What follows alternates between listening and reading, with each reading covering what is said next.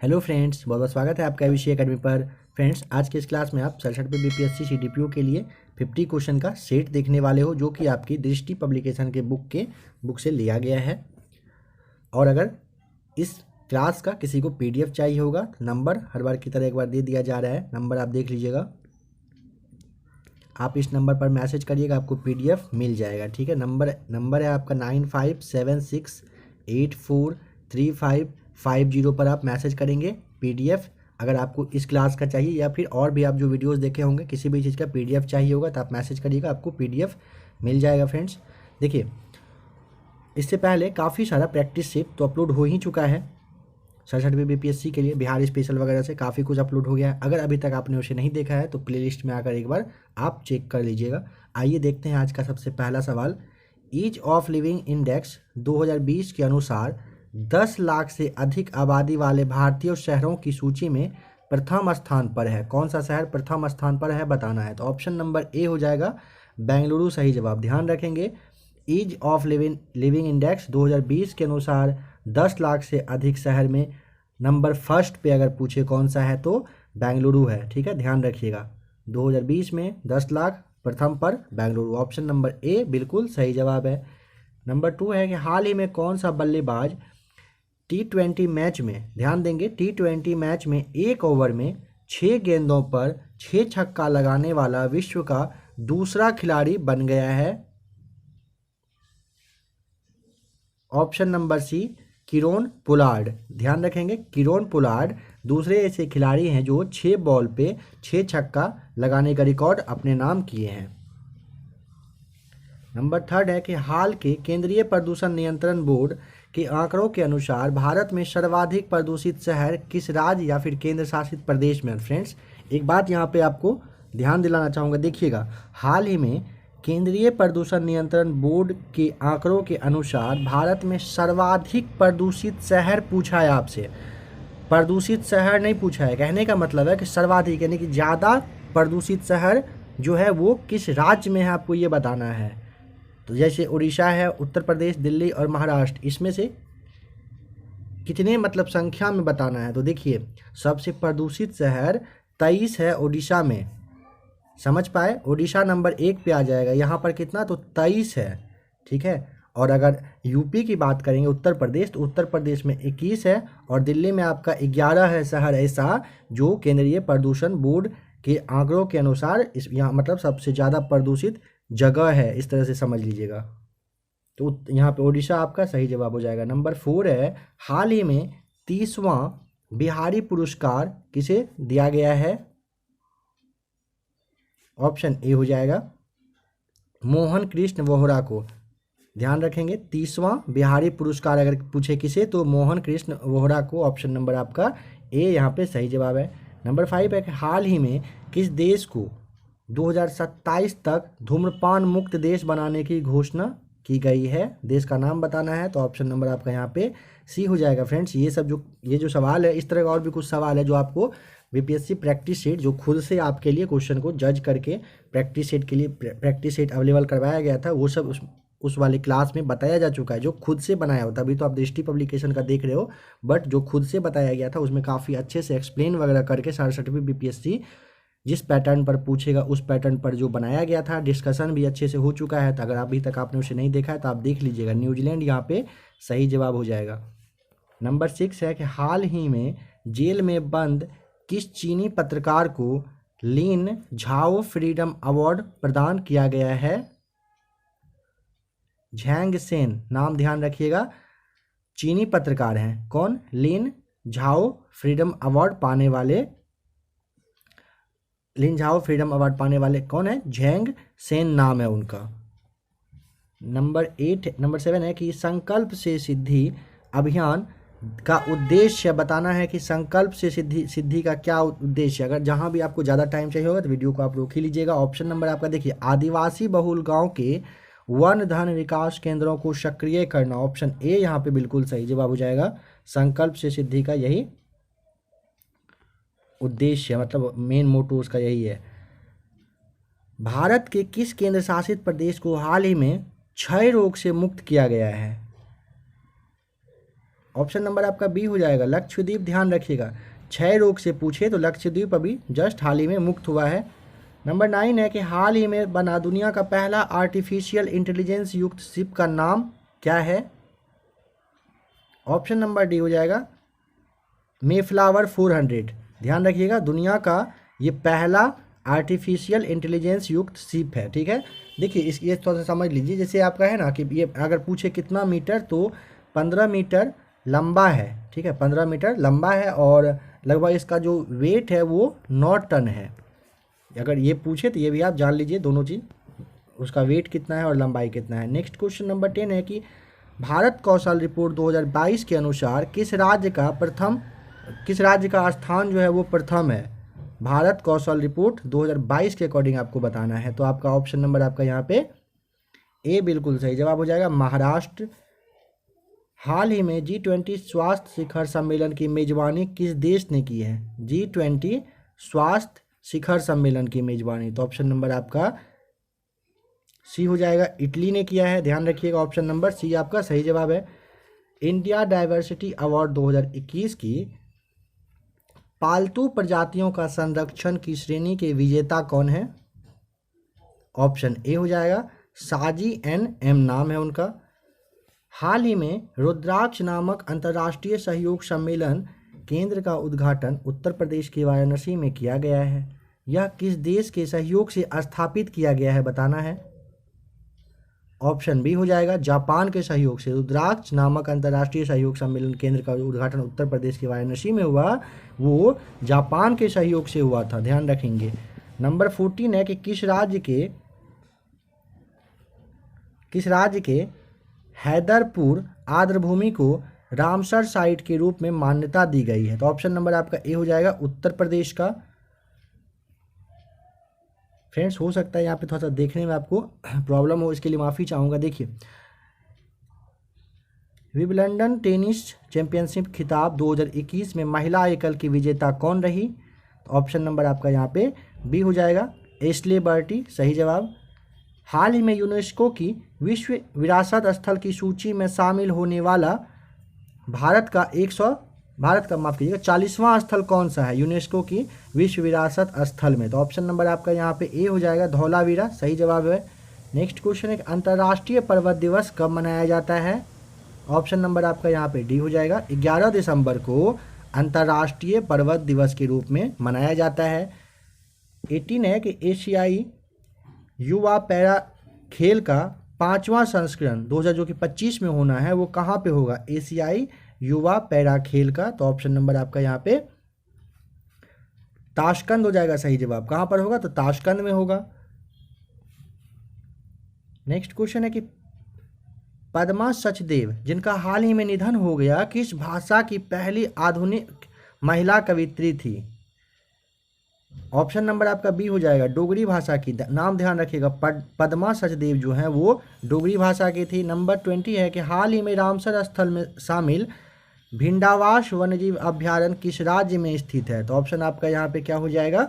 हरियाणा। भिंडावास कहाँ पर? तो हरियाणा में है। नेक्स्ट क्वेश्चन है हाल ही में ग्लोबल हेल्थ सिक्योरिटी इंडेक्स 2021 में कौन शीर्ष पर रहा? ऑप्शन नंबर सी हो जाएगा अमेरिका रहा। हाल ही में ग्लोबल हेल्थ सिक्योरिटी इंडेक्स 2021 में अमेरिका टॉप पर रहा है।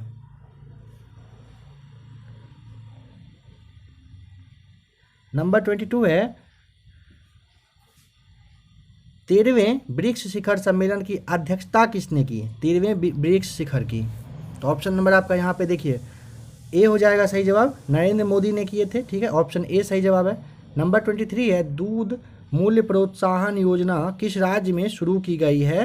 राज्य आपको बताना है, तो ऑप्शन नंबर आपका उत्तराखंड हो जाएगा। देखिएगा दूध मूल्य प्रोत्साहन योजना उत्तराखंड में दिया जा रहा है। हाल ही में ऑस्कर 2022 के लिए भारत की आधिकारिक प्रविष्टि के रूप में चुनी गई किस ड्रामा फिल्म, मतलब वो माफ़ कीजिएगा किस नहीं बल्कि ड्रामा फिल्म है जिसका कि नाम है कुंजगल, वो किस भाषा की फिल्म है आपको ये बताना है। ऑस्कर 2022 के लिए सबसे पहले ये जान लीजिए कुंजगल गया है, आपको बस यहाँ पे उसका लैंग्वेज बताना है, तो ऑप्शन नंबर आपका बी हो जाएगा। तमिल के हैं, नाम ध्यान रखेंगे। कुंजंगल जो है वो तमिल भाषा की फिल्म है, ऑस्कर 2022 के लिए नॉमिनेट हुआ है। नंबर 25 है, हाल ही में T20 क्रिकेट में 400 छक्के लगाने वाले भारत के पहले एवं दुनिया के 7वें बल्लेबाज कौन बन गए हैं? तो ऑप्शन नंबर ए हो जाएगा रोहित शर्मा। रोहित शर्मा को हिटमैन से भी जाना जाता है, लोग उन्हें प्यार से मतलब बुलाते हैं। नंबर 26 है, जनगणना 2011 के अनुसार बिहार राज्य का निम्न में से कौन सा न्यूनतम पुरुष साक्षरता वाला जिला है? फ्रेंड्स यहाँ पे देखिए, न्यूनतम पुरुष की कोई ज़रूरत नहीं है। साक्षरता में अगर कम की बात करेंगे तो ऑप्शन नंबर ए, आंख कान बंद करके आपको टिक करना है। पूर्णिया सब कुछ में, शिक्षा के मामले में तो खैर बहुत पीछे है। नंबर 27 है, निम्न में से कब एक उद्घोषणा के तहत बंगाल से अलग करके बिहार तथा उड़ीसा नाम के नए राज्यों का गठन किया गया था? आपको डेट बताना है, तो ऑप्शन नंबर आपका यहाँ पे 22 मार्च 1912 जो सी में है, बिल्कुल सही जवाब हो जाएगा। 247 ईसा पूर्व में तृतीय बौद्ध संगीति का आयोजन निम्न में से किस स्थान पर हुआ था? बताना है, तो ऑप्शन नंबर आपका यहाँ पे सी हो जाएगा। पाटलिपुत्र में हुआ था। देखिए, पाटलिपुत्र में हुआ था। अध्यक्ष वहां पर कौन? तो मोगली पुत्र तीस थे, ध्यान रखिएगा। निम्न में से किसने अजीमुस्सान को बिहार का सूबेदार बनाया था, जिसने पटना का नाम बदलकर अजीमाबाद कर दिया था? ऑप्शन नंबर यहाँ पे सी हो जाएगा, औरंगजेब। फ्रेंड्स, ये सारे सवाल जो आप देख रहे हो, इसको आपको काफ़ी अच्छे से कब किया था, नहीं किया था, सारा कुछ अच्छे से बताया जा चुका है। तो आप एक बार जरूर क्लास को देख लीजिएगा। 67 बीपीएससी CDPO में बहुत हेल्प मिलेगा आपको। बिहार राज्य की बाणसागर परियोजना निम्न में से किस नदी से संबंधित है?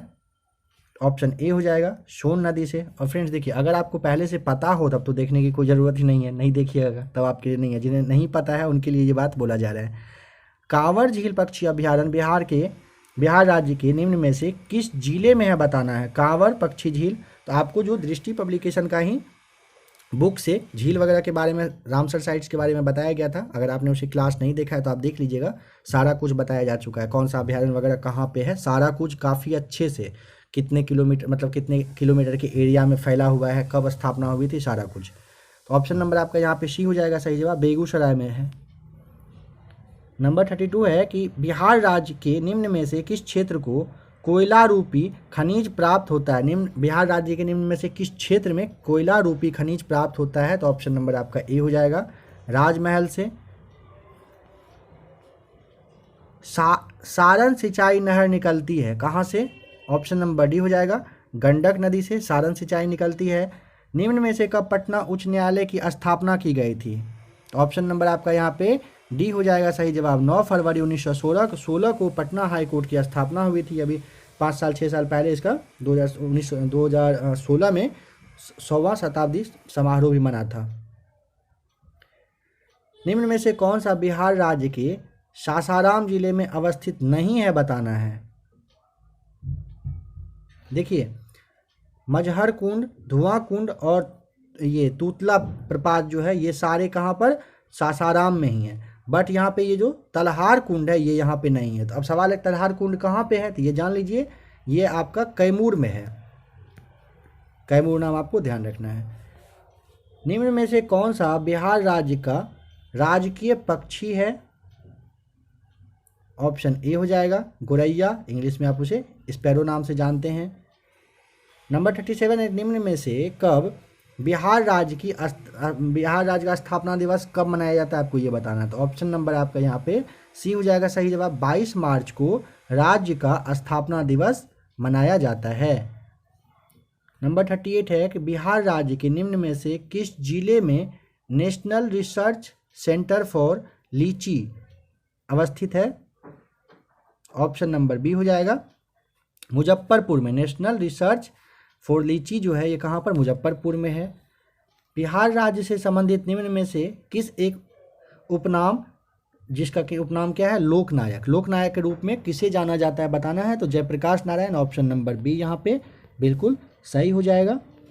नंबर 40 देखते हैं, बिहार राज्य के निम्न में से किस स्थान पर हरिहर क्षेत्र महोत्सव का आयोजन किया जाता है? आपको जगह बताना है। तो ऑप्शन नंबर सी हो जाएगा, सोनपुर में। हरिहर क्षेत्र महोत्सव कहाँ पर? तो सोनपुर में होता है।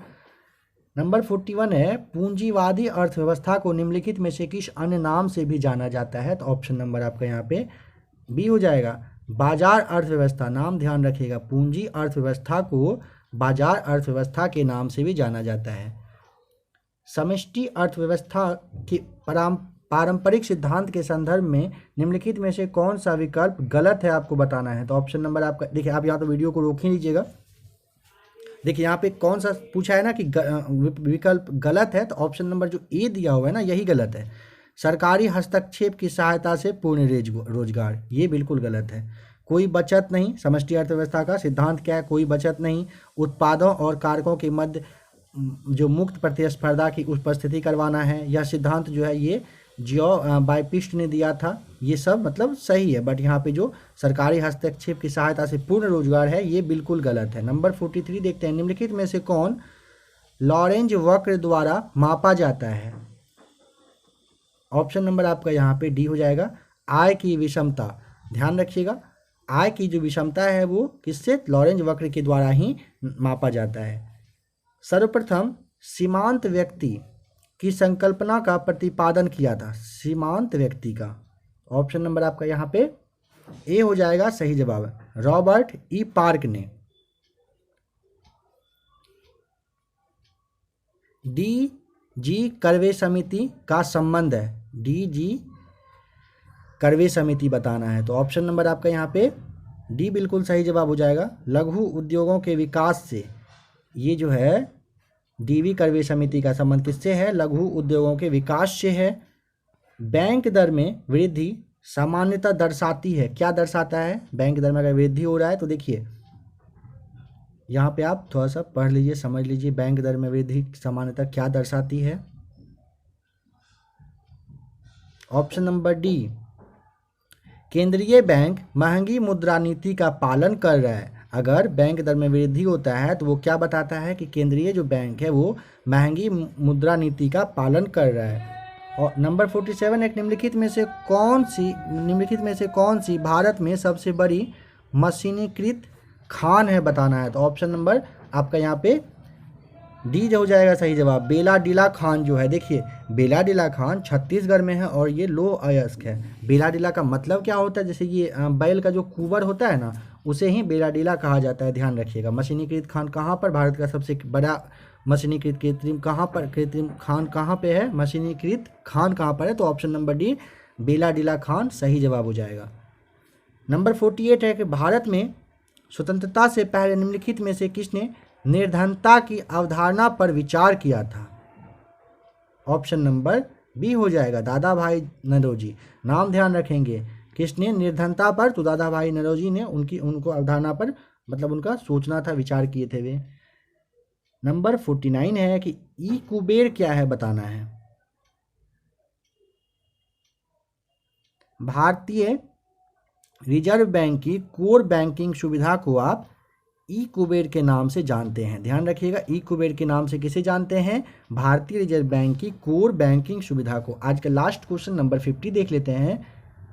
लोगों द्वारा करेंसी में धारित मुद्रा और बैंक जमा के रूप में धारित मुद्रा के अनुपात को क्या कहा जाता है, एक बार फिर से समझिए। लोगों के द्वारा करेंसी में जो धारित मुद्रा और बैंक जमा के जो रूप में धारित मुद्रा होता है उसके अनुपात को बताना है कि क्या कहा जाता है, तो ऑप्शन नंबर आपका ए हो जाएगा, करेंसी जमा अनुपात कहते हैं। क्या कहते हैं, करेंसी जमा अनुपात। तो फ्रेंड्स अभी आपने 50 क्वेश्चन देखा जो कि आपका दृष्टि पब्लिकेशन के बुक से लिया गया था 67 बीपीएससी सीडीपीओ के लिए। आशा करता हूँ क्लास अच्छा लगा होगा, अच्छा तो लगना ही चाहिए क्योंकि दृष्टि पब्लिकेशन का है, आप तो समझ रहे हो दृष्टि का क्या वैल्यू है। अगर किसी को पीडीएफ चाहिए होगा तो आप मैसेज करिएगा, आपको पीडीएफ मिल जाएगा। ऐसे ही फ्रेंड्स बने रहिएगा एबीसी एकेडमी के साथ। वीडियो देखने के लिए आपका बहुत बहुत थैंक्स।